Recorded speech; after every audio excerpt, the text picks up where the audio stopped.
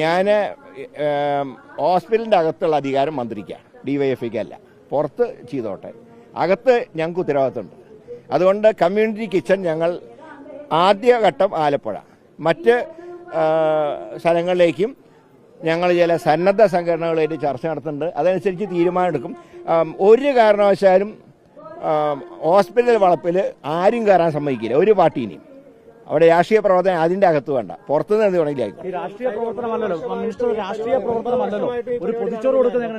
അതിന് കൊടുക്കുകയാണെങ്കിൽ പാർട്ടിയുടെ പേരും കൊടിയും വെച്ചിട്ടല്ല.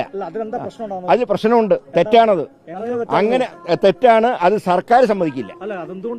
അത് ഞാൻ പറയാം, രാഷ്ട്രീയ പാർട്ടികളുടെ ബേസിലല്ല സഹായിക്കേണ്ടത്.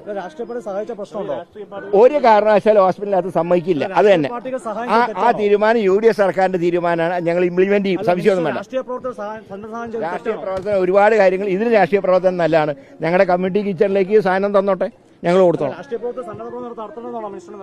DYFI, സേവാഭാരതി, യൂത്ത് കോൺഗ്രസ് അങ്ങനെയൊന്നും ഭക്ഷണം കൊടുക്കുന്ന കാര്യത്തിൽ വേണ്ട.